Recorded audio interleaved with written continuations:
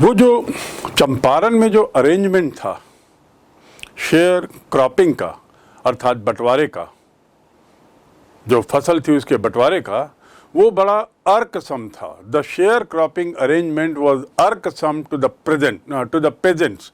अर्कसम मतलब परेशान करने वाला। Irksome, don't irk me, see the spelling IRK, but the pronunciation is irk. It was irksome, परेशान करने वाला था। एंड मैनी साइंड विलिंगली, और कुछ लोगों ने साइन भी कर दिया था, बहुत से लोगों ने उसमें दस्तखत भी कर दिए थे। जो अरेंजमेंट था, उसका जो कॉन्ट्रैक्ट था, they had signed it and willingly also.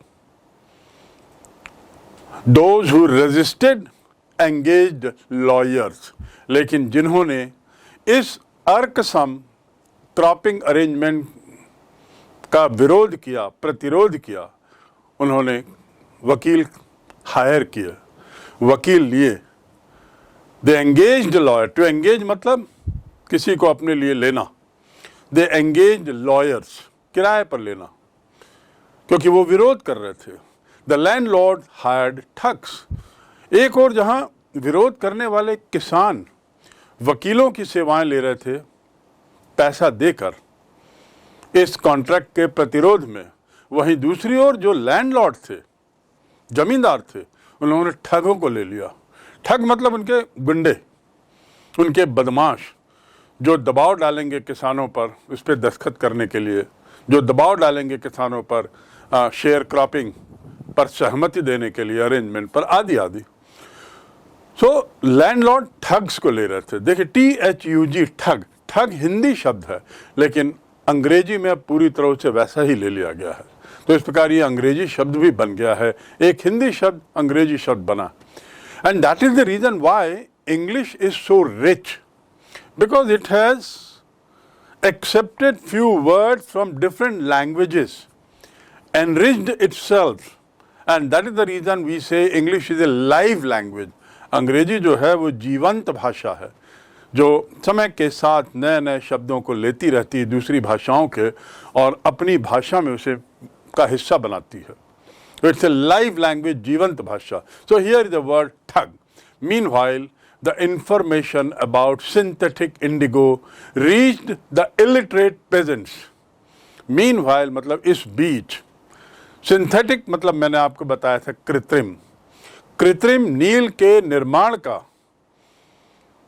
जो निर्माण की जो खबर थी, जो सूचना थी, जानकारी थी, वो ये अशिक्षित किसानों तक पहुंच गई। वही नील की खेती, वही नील, कृत्रिम नील जो का उत्पादन जर्मनी में शुरू हो गया था, इसकी जानकारी अभी किसानों तक पहुंच गई। यद्यपि ये अशिक्षित थे, पर चूंकि ये लोग भी नील की खेती करते थे, नील के बारे में जो नई चीज हुई थी, नया आविष्कार हुआ था कृत्रिम नील के उत्पादन को लेकर, उसकी जानकारी इन तक पहुंच गई, जिन्होंने दस्तखत किए थे। And they wanted their money back, और अब ये लोग अपना पैसा मांग रहे थे। क्यों? क्योंकि कॉन्ट्रैक्ट के अनुसार इन्हें पैसा देना था। अब जब कृत्रिम नील आ गया तो कौन खरीदेगा इनके नील को? उसके ग्राहक कम होंगे। ये जो कमर्शियल क्रॉप थी, व्यावसायिक क्रॉप थी, व्यावसायिक फसल थी, अब उसकी उपादेयता उस हद तक कम हो गई थी।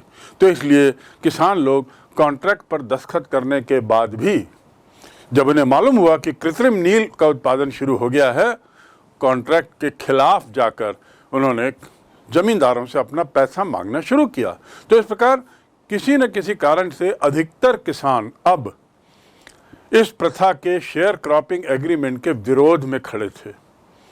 At this point Gandhi arrived in Champaran. इस दौरान, इस क्षण गांधी चंपारण पहुंचते हैं।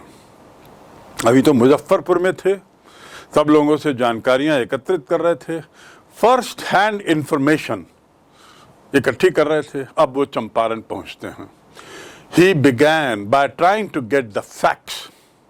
बिगैन शुरुआत की, उन्होंने अपनी शुरुआत चंपारण के निवास की, चंपारण में रहने की शुरुआत उन्होंने सच्चाई जानने से शुरू की। पता लगाने की शुरू की कि पता लगाने की कोशिश की सच्चाई क्या है, अर्थात समस्या की गहराई पर जाने की कोशिश।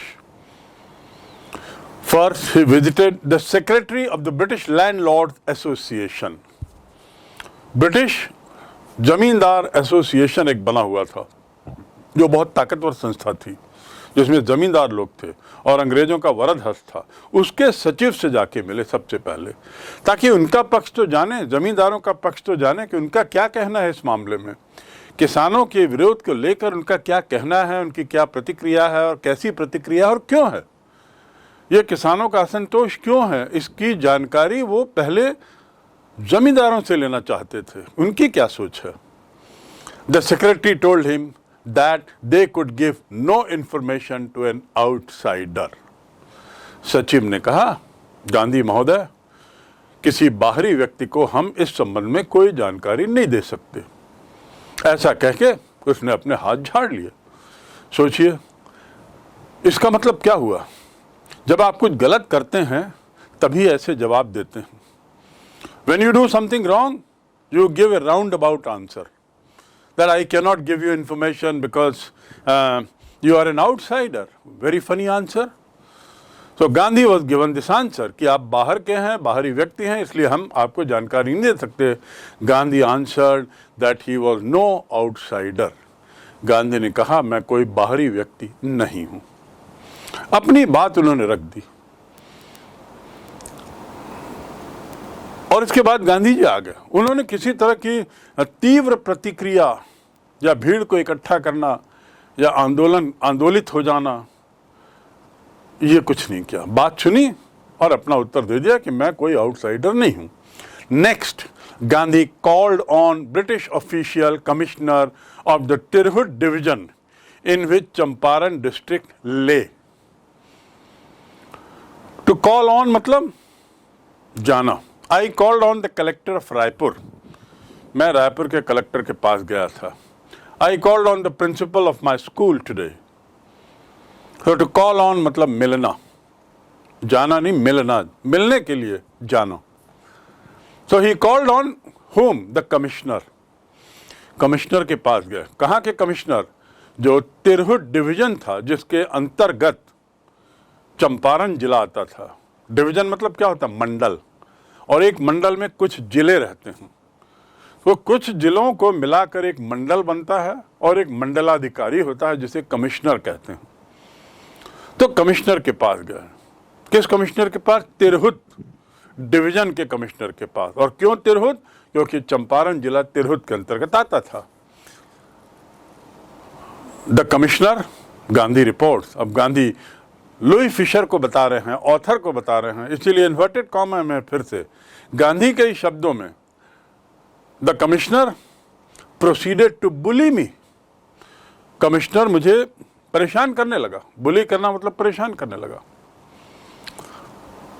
कमिश्नर प्रोसीडेड, टू प्रोसीड मतलब बढ़ना, टू प्रोसीड मतलब आगे कुछ करना। तो कमिश्नर ने क्या किया? उनको परेशान किया। And advised me forthwith to leave Tirhut. forthwith मतलब तुरंत यहां से चले जाओ। कहां से कहां चले जाओ? लीव तिरहुत। तिरहुत कमिश्नरी के बाहर चले जाओ। एक तरीके से धमकी दी उनको। एक तरीके से धमकी देते हुए उसने कहा, जब गांधी उसके पास गए और उससे समस्या जानने की कोशिश की, when Gandhi went to commissioner and tried to know the problems of the peasants, the commissioner replied, sorry, do not trouble me। he threatened him, he bullied him।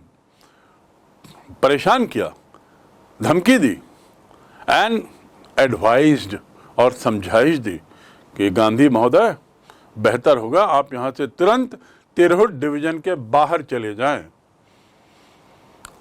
एक तरीके का आदेश था। कमिश्नर कुछ बोले तो आदेश ही था। फोर्थविथ मतलब तुरंत, इस क्षण के बाद तुरंत आप बाहर चले जाएं। I do not want to see you forthwith. मैं अब इसके आगे तुमको नहीं देखना चाहता। तो ऐसा ही कुछ तिरहुत के कमिश्नर ने कहा कि please go out of this division immediately. The news of Gandhi's advent, advent मतलब अराइवल, गांधी के आने की खबर, end of the nature of his mission, और उनके आने का उद्देश्य। नेचर मतलब उद्देश्य, प्रकृति। गांधी के आने की खबर, एडवेंट माने आना,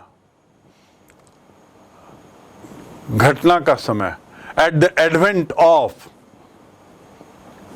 this date I will arrive. Advent मतलब घटना के दिन, घटना का समय। सो गांधी के आने की जानकारी और किस लिए आए हैं इसकी जानकारी लोगों में बड़ी तेजी से फैल गई। स्प्रेड क्विकली थ्रू मुजफ्फरपुर, पूरे मुजफ्फरपुर में आग की तरफ फैल गई। स्प्रेड क्विकली, इसे हिंदी में क्या कहेंगे? फैल गई। कैसे फैल गई? हिंदी में मुहावरा है, आग की तरफ फैल गई। तो गांधी के आने की खबर और गांधी के आने के उद्देश्य की जानकारी पूरे मुजफ्फरपुर में आग की तरफ फैल गई, और चंपारण भी लोग जान गए। चंपारण तक लोगों को खबर लग गई कि गांधी चंपारण आ रहे हैं। Sharecroppers from Champaran began arriving on foot and by conveyance to see their champion. Champion मतलब विजेता होता है, और चैंपियन मतलब great supporter. I am the champion of women's upliftment, महिलाओं के उद्धार का मैं बहुत बड़ा सपोर्टर हूँ। चैंपियन मतलब किसी चीज़ के पक्ष में खड़े होने वाला, बहुत मजबूती से खड़े होने वाले को चैंपियन बोलते हैं। सो चंपारण से जब ये हवा उड़ी, जब लोगों को खबर मिली कि गांधी जी मुजफ्फरपुर आए हैं और चंपारण आएंगे, और किस लिए आएंगे, तो चंपारण से बहुत से किसान, जिसे शेयर क्रॉपर यहाँ कहा गया है, वो किसान पैदल और विभिन्न गाड़ियों में, चाहे बैलगाड़ी हो चाहे ट्रेन गाड़ी हो, अलग अलग जरिए से मुजफ्फरपुर पहुंच गए। किस लिए? अपने इस नेता को, अपने इस चैंपियन को सपोर्ट करने के लिए, देखने के लिए। To see their champion. कौन है वो आदमी जो चंपारण आ रहा है? जरा देखें तो किसमें इतनी हिम्मत हुई जो अंग्रेजों को चैलेंज करने के लिए चंपारण आ रहा है? इतनी ताकत किसमें है? और ये सारे किसान तो वैसे ही बड़े परेशान थे अंग्रेजों से, क्योंकि अंग्रेजों की जो पुरानी जो खेती की पद्धति थी, जो नियम थे, उसके तहत शेयर क्रॉपर को बड़ा अन्याय लग रहा था। सो दे came on foot, on foot मतलब पैदल, एंड बाय कन्वेंस, कन्वेंस मतलब ट्रांसपोर्ट का जरिया। Muzaffarpur lawyers called on Gandhi to brief him.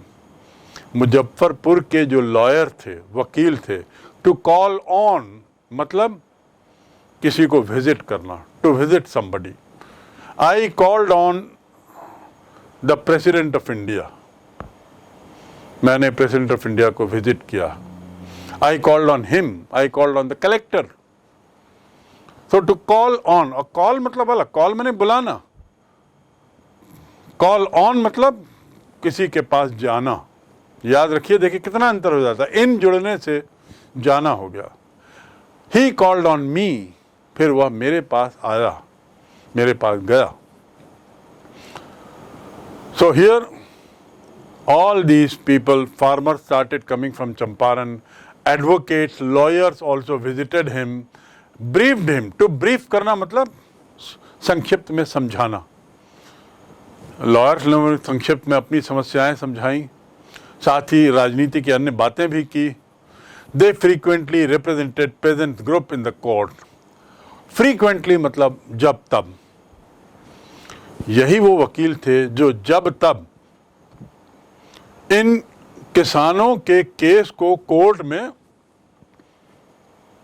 किसानों के लिए कोर्ट में लड़ते थे, किसानों के मामले के लिए कोर्ट में हाजिर होते थे।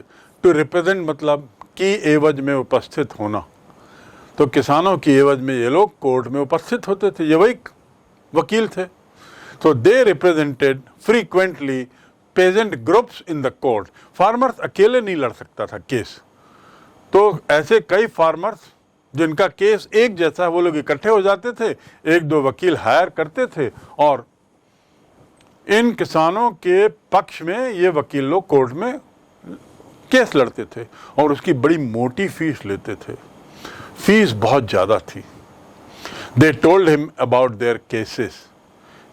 इन वकीलों ने किसानों से संबंधित जो केस इनके पास आए हैं उसके बारे में गांधी को बताया। And reported the size of their fees, और अपनी फीस भी बताई कि एक ग्रुप आता है तो उसका ये यदि केस है तो उसकी हम फीस ये लेते हैं। गांधी ने वो फीस बहुत मोटी पाई। Gandhi thought that this fees is too much, particularly when the fees was being taken from farmers and from those farmers who feel that they are suffering injustice. वो farmers जो अन्याय और गरीबी से वैसे ही जूझ रहे थे, उनसे ये वकील लोग मोटा पैसा ले रहे थे कोर्ट में केस लड़ने का। पर गांधी ने उनको बताया नहीं क्या इसका क्या करेंगे। बस उनसे पूछा फीस कितनी लेते हैं आप, केस किस तरह के लड़ते हैं, किस तरह के किसानों के मामले आपके पास आते हैं, कोर्ट में उसका क्या परिणाम होता है, आदि आदि। और ऐसा करते हुए गांधी ने किसानों की समस्याओं को बहुत गहराई तक समझने की कोशिश की। Gandhi chided the lawyers for collecting big fees from share cropper. Chide करना मतलब लताड़ना। ही चाइडेड मी, गांधी ने लताड़ा इन वकीलों को। गांधी चाइडेड द लॉयर्स, इन वकीलों को लताड़ा for collecting big fees from the share cropper. स्वाभाविक था, गांधी को खराब लगा कि ये वैसे ही किसान गरीब हैं, दरिद्र हैं, ऊपर से इनके साथ वैसे ही अन्याय हो रहा है बहुत, और ऊपर से आप इनकी फीस ले रहे हो वो भी बड़ी मोटी रकम। सो ही चाइडेड देम, उनको लताड़ा, धिक्कारा, and said I have come to conclusion that we should stop going to law courts. अब मैं इस निर्णय पर आया हूं। I have come to the conclusion. Conclusion मतलब निर्णय, टू कंक्लूड मतलब निर्णय लेना, निर्णय करना, टू कंक्लूड मतलब समाप्त करना। The programme is concluded now, वहां समाप्त होना। And I conclude that you are correct. मुझे लगता है, इस निष्कर्ष पे मैं पहुंचा हूं कि तुम सही बोल रहे हो। So Gandhi concluded that we should stop going to the court. हमें कोर्ट नहीं जाना चाहिए। अर्थात वकीलों को अनुरोध किया कि इनके मामले कोर्ट मत ले जाओ। किसानों से अनुरोध किया कि वकीलों के माध्यम से तुम्हारा निराकरण नहीं होगा, इसलिए इनके पास अपने केस लेके मत आओ, कोर्ट जाने के लिए मत आओ। So I have come to the conclusion that we should stop going to law court. Taking such cases to the court does not do any good. ऐसे मामले कोर्ट में ले जाने से कोई अच्छा किसी का नहीं होगा, किसी की भलाई नहीं होगी। He said it does little good. किसी की भी भलाई नहीं होगी। कोर्ट जाओगे, केस लड़ते रहोगे, न्याय की प्रतीक्षा करते रहोगे, किसान लोग पैसा देते रहेंगे और वकील लोग पैसा चूसते रहेंगे, भलाई किसी की नहीं हो रही है। Where the peasants are so crushed and fear stricken. To strike मतलब क्या होता? मारना। fear से जिनको मार दिया गया है, डर जिनके शरीर में बैठ गया है, दिमाग में बैठ गया है, अंदर घुस गया है जिनके मन में डर, अंग्रेजी सत्ता के खिलाफ, अंग्रेजी अत्याचार के खिलाफ, अंग्रेजी ऑफिशियल डम के खिलाफ। और where the peasants are so crush, जहां उसे कुचल दिया गया है, जहां किसानों को इतना कुचल दिया गया। क्रश कर देना मतलब दबा देना, कुचल देना। Crush the ice, the ice, ice को क्रश करो। जहां उन्हें क्रश कर दिया गया है, जहां वो इतने घबराए हुए हैं, फेयर स्ट्रिकन, फियर स्ट्रिकन, घबराए हुए हैं। Law courts are useless. ऐसे मामले में, ऐसी जगह में लॉ कोर्ट जो हैं वो यूजलेस हैं, कोई इसका अर्थ नहीं है, बेकार है, बेकाम है, गैर उपयोगी हैं। The real relief for them is to be free from fear. उनके लिए तो वास्तविक राहत तब होगी जब वो भय से मुक्त हो जाएं। The real relief will be freedom from fear, अर्थात जो इतने घबरा गए उनको घबराहट से निकालने की जरूरत है, तब उनको राहत मिलेगी। कोर्ट जाने से नहीं मिलने वाली राहत, ये गांधी की सोच थी। और इसीलिए कोर्ट मत जाओ, कोर्ट के मामले मत लाओ। वकीलों को कहा कोर्ट के केस मत ले जाओ किसानों के, किसानों से कहा आप लोग वकीलों के पास मत जाओ, क्योंकि गांधी का विश्वास था सबसे पहले मन से जो डर है उसको हटाओ।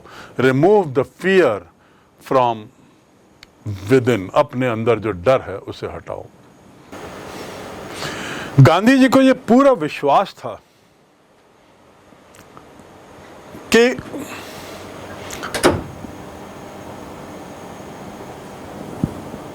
डर जो है उससे मुक्ति पाना सबसे पहले जरूरी है, सबसे अहम है। कोर्ट यहां वहां के चक्कर कोई मतलब नहीं।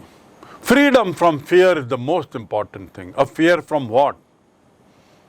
Fear from what? किस चीज का भय से मुक्ति?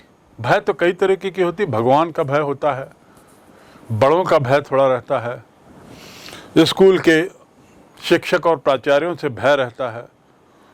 क्या उस मुक्ति की बात कर रहे थे? नहीं, गांधी किसी और तरीके के भय की बात कर रहे थे। We will learn about it later. But what he said was that the best way to solve all your problems is you must free yourself from fear. आपकी समस्याओं के निराकरण का सबसे सही तरीका है भय मुक्त हो। Most of the arable land in the Champaran district was divided. Arable मतलब खेती करने वाला, जहां खेती होती, उपजाऊ। बैरन मतलब अनुपजाऊ। तो अरेबल लैंड जहां पर खेती हो सकती थी चंपारण जिले में, ये दो तरीके की थी। एक तो पहला बड़ी बड़ी भूमि, बड़ा बड़ा भूमि क्षेत्र, लार्ज एस्टेट, ESTAT, एस्टेट मतलब बहुत बड़े प्लॉट्स, बहुत बड़ी भूमि क्षेत्र, ओन्ड बाय इंग्लिशमैन। एक तो जमीन ऐसी थी जो अंग्रेजों के द्वारा, जो अंग्रेज जिसके मालिक थे और वो जमीनें बहुत बड़ी थी, और दूसरी जमीन वर्क बाय इंडियन टेनेंट्स, दूसरी ऐसी जमीन जिसमें अंग्रेज लोग टेनेंट के नाते, किराएदार के नाते काम कर रहे थे। इस प्रकार दो ही तरीके की जमीन थी, बड़ी और छोटी। बड़ी जमीनें अंग्रेजों के हाथ, tenant were Indians and they were working on small land, तो they were owners and they were tenants. या तो मालिक थे और या किराएदार थे। मालिक अंग्रेज, किराएदार भारतीय। भारत में भारतीयों की ये हालत, लुई फिशर यही सबको बताना चाह रहा है कि भारतीयों की स्थिति भारत के अपने ही देश में क्या थी, कितनी समस्याएं थी, सामाजिक समस्याएं, आर्थिक समस्याएं, राजनीतिक समस्याएं। The chief commercial crop was Indigo. Commercial crop किसे कहते हैं? ऐसी फसल जिसमें व्यापार होता हो। सब्जियों में व्यापार नहीं होता, वो कमर्शियल क्रॉप नहीं कहलाती, वो तो वेजिटेबल्स। कमर्शियल क्रॉप मतलब जिसमें बिजनेस होता हो। इंडिगो जो है वो ऐसे ही कमर्शियल क्रॉप था जिसमें व्यापार होता था। बहुत महंगी दाम मिलते थे, बहुत महंगी कीमत रहती थी, बहुत महंगे रहते थे, कीमती रहते थे। तो वहां का मुख्य क्रॉप क्या था? चंपारण का इंडिगो। चीफ मतलब मुख्य। नील की खेती वहां का मुख्य खेती थी। खेती में सबसे ज्यादा नील की खेती होती थी। Landlord compelled all tenants to plant 3/20 of 15% of their holding with indigo. जो लैंडलॉर्ड थे, जमींदार जो थे, जमींदार लोग किसानों के लिए ये कंपलसरी कर दिए थे। टू कंपेल मतलब मजबूर करना। Don't compel me to run away from here. मुझे भागने के लिए मजबूर मत करो। Don't compel me to speak out the truth. मुझे सच बोलने पर मजबूर मत करो। मैं चुप हूं, नहीं तो तुम सच बोलने पे मजबूर कर रहे हो। Don't compel me. I was compelled to tell the truth. सच बोलने के लिए मैं मजबूर हुआ। राइट? सो हियर लैंडलॉर्ड जो थे, they compelled all tenants to plant 3/20 or 15% of their holding with indigo and surrender the entire indigo harvest as rent. यहाँ लुई फिशर बता रहे हैं कि जो किसान थे उन्हें मजबूर किया गया था कि 15% जो जमीन है उसमें इंडिगो की खेती करोगे। आपको जितनी भी जमीन है उसमें इंडिगो की खेती करोगे, नील की खेती करोगे। उसके कितने हिस्से में? 15% हिस्से में, और या 3/20 हिस्से में। इतने में क्या करोगे? केवल इंडिगो की खेती।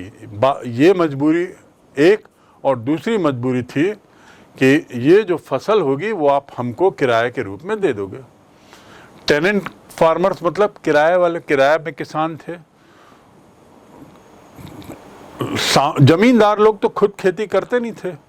जमींदार लोग जमीन को टुकड़ों टुकड़ों में किसान को किराए में देते थे और उम्मीद करते थे कि हमको हर साल किराया दोगे। और किराया भी कैसा तय था कि भाई आपको जितनी ज़मीन दी गई उसके 15% हिस्से में आप केवल इंडिगो लगाओगे, और इंडिगो की फसल की जो भी आय है या पूरी फसल है वो हमको दे दोगे। ये किराया हो गया। फिर इसको बेचकर, जो बहुत महंगी थी, इंडिगो की कीमत बहुत ज़्यादा थी, उसको जमींदार लोग बेचते थे और उस कमाई के बल पर ऐशो आराम की ज़िंदगी जीते थे। लेकिन किसान का क्या होता था? एक तो इंडिगो की खेती की मेहनत और कमाई जमींदार की, दूसरा खेती खुद कर रहा है, एक तो किराए पे कर रहा है, उसमें भी 15% हिस्सा इंडिगो में करने की मजबूरी। तो बेचारा किसान मारा जा रहा था। Surrender the entire indigo harvest, to surrender करना मतलब आप जानते हैं, दे देना, as rent. This was done by long term contract. और ये जो था, ये जो पद्धति थी इंडिगो को किराए में, इंडिगो के उपज को किराए के जरिए लेना, ये बहुत पुरानी पद्धति थी, लॉन्ग टर्म, और बड़े लंबे समय से बड़ा लंबा कॉन्ट्रैक्ट होता था। ये हर साल का नहीं होता था। समझौता पहले से लिखित में समझौता हो जाता था कि आप इतनी फसल उगाओगे, उसमें इतना हिस्से में इंडिगो लगाओगे, इंडिगो को हमको वर्ष के अंत में किराए के रूप में दे दोगे। ऐसा बाकायदा लिखित कॉन्ट्रैक्ट होता था। Presently the landlord learn that Germany had developed synthetic Indigo. Synthetic मतलब आर्टिफिशियल, नकली इंडिगो बनाने की कला उन्होंने हासिल कर ली थी। किसने? जर्मनी ने। Presently the landlord learn. अब लुई फिशर कह रहे हैं अब जमींदारों को मालूम हुआ, अब मतलब कब? 1916-17 में, कि जर्मनी में आर्टिफिशियल तरीके से, कृत्रिम रूप से इंडिगो बनाया जाने लगा। कृत्रिम रूप, उपज नहीं, अब आर्टिफिशियल तरीके से। आर्टिफिशियल मतलब कृत्रिम। तो कृत्रिम रूप से जर्मनी में अब इंडिगो बनने लगा है। They thereupon obtained agreement from the share croppers. परिणाम क्या हुआ कि अब कृत्रिम इंडिगो की बिक्री बढ़ गई बहुत ज्यादा। तो लैंडलॉर्ड ने क्या किया भारत में? उन्होंने किसानों के साथ नए एग्रीमेंट बनाए। They obtained fresh agreement from share cropper to pay them compensation for being release from the 15% arrangement, कि ठीक है अब से तुमको ये 15% इंडिगो का जो बंधन है पैदा करने का वो हम हटा देते हैं, लेकिन इसका पूरा किराया 15% का देना पड़ेगा, तभी तुमको छोड़ो। कि आप लोग, टू रिलीज मतलब छोड़ना, देयर अपॉन परिणाम स्वरूप, देयर अपॉन वे लोग परिणाम स्वरूप, वे मतलब कौन? Landlord. They obtained agreement from farmers, compensation मतलब क्षतिपूर्ति, क्षतिपूर्ति के रूप में उन्होंने किसानों से एक एग्रीमेंट कराया और उसमें कहा कि 15% का जो बंधन है उससे मुक्त कर दिया, लेकिन उसके बदले आप हमें कुछ क्षतिपूर्ति दोगे। This was new agreement now. और ऐसा क्यों हुआ? क्योंकि अब इंडिगो के फसल की जरूरत अब कम हो गई। क्यों? क्योंकि जर्मनी में कृत्रिम इंडिगो आने लगा, जो सस्ता भी था, मजबूत भी था, और पूरी दुनिया में उसकी मांग बढ़ गई। तो उपज वाली जो इंडिगो थी उसकी मांग कम हो गई। गिरती मांग के परिणाम स्वरूप इस कमर्शियल क्रॉप की कीमत भी गिरने लगी, इसके बायर्स कम हो गए। तो लैंडलॉर्ड लोगों को लगा अब क्या किया जाए। पहले इतनी फसल की, इतनी जमीन का इतना किराया मिल जाता था बेचने पर इंडिगो को, अब नहीं मिल रहा है। तो उन्होंने मजबूर किया इन किसानों को नया एग्रीमेंट बनाने के लिए, यानी जो लॉन्ग टर्म एग्रीमेंट थे उसको रद्द किया और उसके बदले नया एग्रीमेंट बनवाया, जिसमें कहा कि भाई आप हमको क्षतिपूर्ति के रूप में हमें इतना पैसा दोगे हर साल, और ये जो 15% जमीन में जो इंडिगो उगाने का बंधन था उससे अब आप मुक्त हो, रिलीज होगा। तो यदि ड्रोन जैसी चीज से ऊपर से देखा जाए, फोटोग्राफी की जाए, तो पूरा शहर किसानों से भरा हुआ था और उनके काले बाल मानो पूरे शहर को काला कर रहे थे। आप सोच सकते हैं कितनी भी, you can imagine how much crowd must have been there. And why did they come? Because they learn that Gandhi is going to the court. They did not know Gandhi's record in South Africa. They did not know. इन किसानों को जो भारी संख्या में आए थे, उनको गांधी के बारे में कुछ नहीं पता था कि साउथ अफ्रीका में उन्होंने क्या किया। ये तो बेचारे अशिक्षित किसान थे, अनपढ़ किसान थे, पूरे समय खेत में ही व्यस्त रहते थे, पूरे समय इन अपने ज़मींदारों से मालिक की जी हुजूरी करने, उनकी सेवा करने और उनके विरोध करने में व्यस्त रहते थे। दूर दराज के गांव में रहते थे, वहाँ कौन जानेगा गांधी को। लेकिन हाँ, उनको गांधी के साउथ अफ्रीका के उनके जो कारनामे थे, साउथ अफ्रीका में अंग्रेज़ों के खिलाफ जो भी गांधी ने आवाज़ उठाई थी और जो आंदोलन किए थे, उसकी तो उनको कोई जानकारी नहीं थी। लेकिन हाँ, उन्होंने ये जरूर सुना था, दे merely heard that a Mahatma who wanted to help them was in trouble with authorities. ए महात्मा, देखिए गांधी को लुई फिशर 1915 की घटना में महात्मा के रूप में संबोधित कर रहे हैं। और लुई फिशर ने भी जब लिखा है ये किताब, ये बायोग्राफी, तो उसने सुनिश्चित किया होगा कि उस समय महात्मा बोला जाता था कि नहीं, और तब उसने लिखा है। तो Gandhi had become Mahatma just when he arrived in India. Mahatma, Gandhi was know small man, remember. तो किसानों को गांधी के साउथ अफ्रीका में जो उन्होंने किया था कारनामे, उसकी कोई जानकारी नहीं थी। वो अनपढ़ थे, अशिक्षित थे, लेकिन उनको इतना जरूर दे हैड मियरली हर्ड, उन्होंने इतना जरूर सुना था। मियरली हर्ड, केवल सुना था। मियरली मतलब केवल, थोड़ा। आई गॉट मियरली 20 रुपीज, मुझे केवल 10 रुपए मिले, 20 रुपए मिले। He merely said that I am going, उसने केवल यही कहा। केवल मतलब थोड़ा, केवल मैंने मियरली मतलब थोड़ा, मियरली मतलब कम, केवल। सो उन्होंने केवल इतना ही सुना था कि एक महात्मा कोई है जो हम लोगों की मदद करना चाहता है, हु वांटेड टू हेल्प।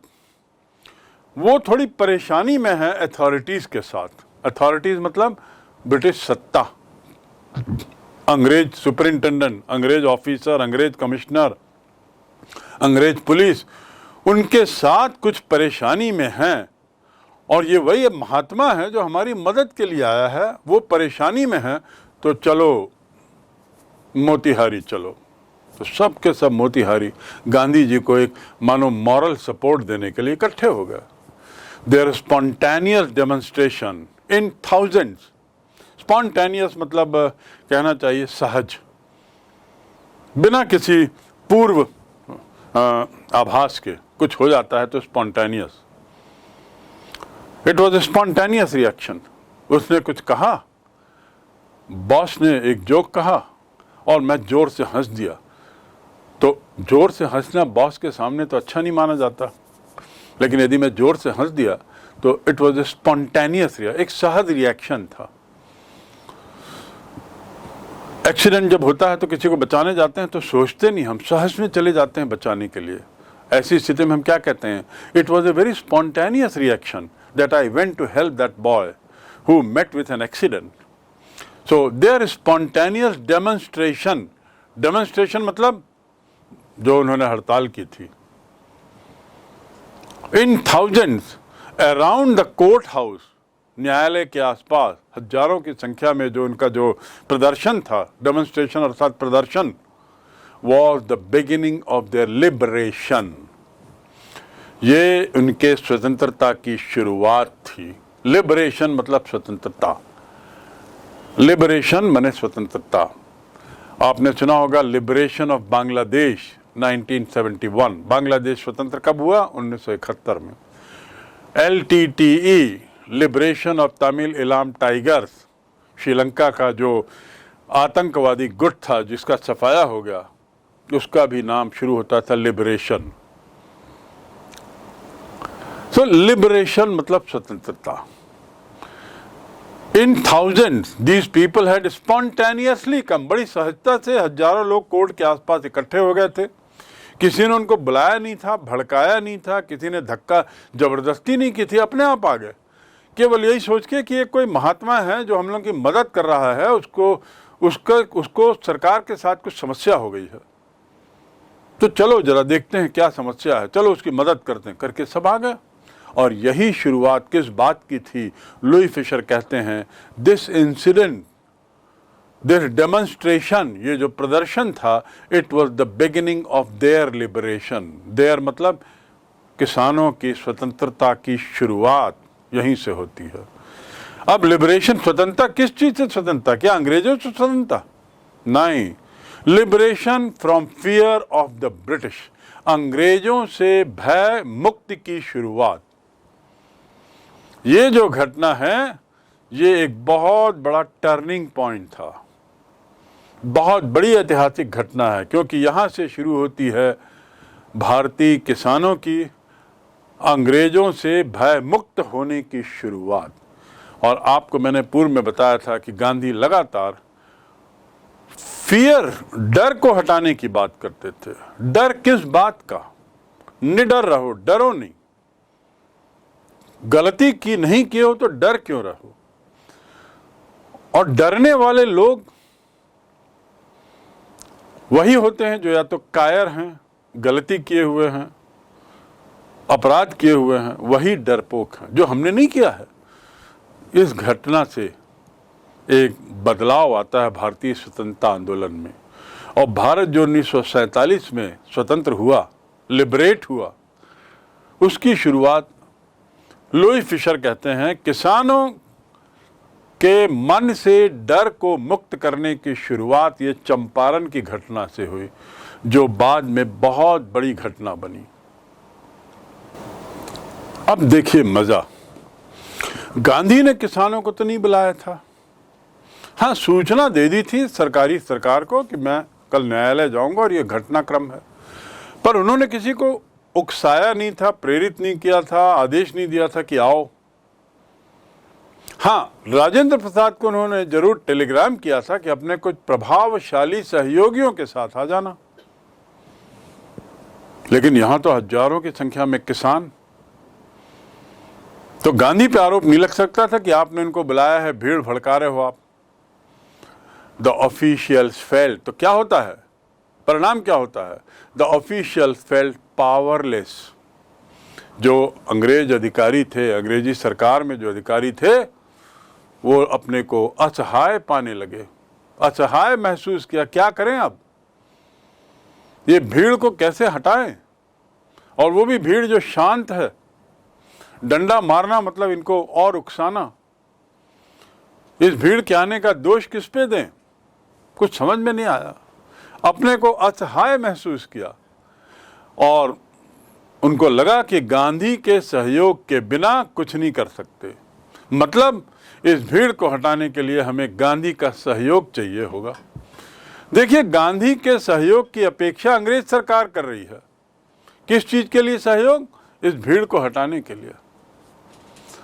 ये है ताकत शांति में, ये है ताकत अवज्ञा में। शांतिपूर्ण ढंग से विरोध करने की ताकत का ये बहुत बड़ा उदाहरण है। द ऑफिशियल्स फेल्ट पावरलेस, असहाय, विदाउट गांधीज कोऑपरेशन, बिना गांधी के सहयोग के अपने को वे असहाय महसूस करने लगे।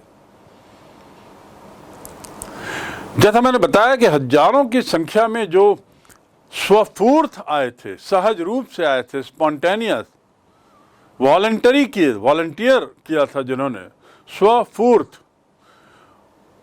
वो अंग्रेजों के भय से किसानों की मुक्ति की शुरुआत मान सकते हैं। एक ओर देखिए ये घटना, वहीं दूसरी ओर अंग्रेज असहज हो गए। किसान बड़े सहज थे, अब अंग्रेज असहज हो गए, समझ में नहीं आ रहा था क्या करें। So they now decided to take help from Gandhi. They took help from Gandhi, and Gandhi helped them regulate the crowd. और गांधी ने उन्हें व्यवस्था, भीड़ की व्यवस्था को बनाए रखने में उनकी मदद की। गांधी ने अंग्रेजों की मदद की। किस मामले में? भीड़ को व्यवस्थित रखने के लिए। भीड़ हिंसक ना हो, उग्र ना हो, और लॉ एंड ऑर्डर का प्रॉब्लम ना आ जाए, कानून व्यवस्था की समस्या ना आ जाए। इसमें अब गांधी मदद कर रहे हैं अंग्रेजों की। कितना बदलाव! ये है गांधी की ताकत, ये है अहिंसा की ताकत, ये है सच्चाई की ताकत। Well, he was polite and friendly. Gandhi बड़े विनम्र रहे और बड़े मैत्री भाव से रहे। भीड़ को नियंत्रित करने में, भीड़ को व्यवस्थित रखने में गांधी ने पूरी सहायता की। विनम्र बने रहे, ऐसा नहीं सहायता करते हुए उन्होंने अपना रौब झाड़ा और अंग्रेजों को महसूस कराया, देखो मैं कितना बड़ा साहब हूं कि इन लोगों को ये लोग मेरी बात सुनते हैं, आपके। ऐसा कुछ नहीं। गांधी विनम्र रहे। ही रिमेन्ड पोलाइट, विनम्र, पोलाइट मतलब विनम्र, एंड फ्रेंडली, और दोस्ताना अंदाज में रहे। अंग्रेज अधिकारी जो थे ये कानून के सेवक थे और इन अधिकारियों का काम था कानून के अनुसार काम करना। तो कानून के अनुसार काम करना उनकी विवशता थी। इसलिए गांधी ने कहा इन पे नाराज मत हो, इनसे क्या दुश्मनी, ये लोग अपना काम कर रहे हैं, हम अपना काम करें। इन्होंने हमसे सहयोग मांगा, हम देते हैं सहयोग। So he was very polite and friendly. And he was giving them concrete proof of their might. अब गांधी उन्हें पक्का सबूत दे रहे थे उनकी शक्ति, जो अब तक भय पैदा करने वाली थी। ड्रेडेड यानी भय पैदा करने वाला। To dread, I dread that principal, मुझे इस प्राचार्य से बहुत डर लगता है। भय पैदा कर देते हैं वो प्राचार्य महोदय, बड़े डरा देते हैं, डरा के रखते हैं। आई ड्रेड स्विमिंग, मुझे स्विमिंग से बड़ा डर लगता है, तैराकी से बड़ा डर लगता है। So he was giving them concrete proof, ये उनको पक्का सबूत दे रहे थे गांधी। किस बात का? कि आपकी शक्ति जो अब तक भय पैदा करने वाली थी और अकाट्य थी, अनक्वेश्चन्ड, जिस पे कोई सवाल नहीं कर सकता था, it can be challenged by Indians, उसे भारतीय चुनौती दे सकते हैं। ये उदाहरण से गांधी क्या साबित करना चाह रहे थे? इस घटनाक्रम से अंग्रेजों की मदद करके भीड़ को नियंत्रित करने में, और साथ ही अंग्रेजों को ये महसूस कराया कि मैंने नहीं बुलाया है, भीड़ अपने आप आई है। गांधी ये साबित करना चाह रहे थे, गांधी ये दिखाना चाह रहे थे अंग्रेजों को कि तुम्हारी जो शक्ति है, अंग्रेजों उनको सबूत देना चाह रहे थे कि जिस शक्ति की अपनी बात करते हो और महसूस कराते हो कि बड़ा ड्रेडेड है, भयानक हो आप लोग, आपसे कोई सवाल नहीं कर सकता, उसको वो चुनौती है ये भीड़। यहाँ हजारों लोग खड़े हो गए हैं आपसे सवाल करने के लिए, आपकी शक्ति कहाँ गई, इनको आप कुछ नहीं कर पा रहे हो। इनडायरेक्टली, मन ही मन गांधी यही मैसेज अंग्रेजों को देना चाह रहे थे कि आप ये ना समझें, please do not think that you cannot be challenged, please do not think that Indians cannot challenge you. ये मत सोचिए कि भारतीय आपको चुनौती नहीं दे सकते, इस गलत फहमी में मत रहना मेरे मित्र। ऐसा गांधी अंग्रेजों को मानो कह रहे हूँ, मानो कह रहे हूँ।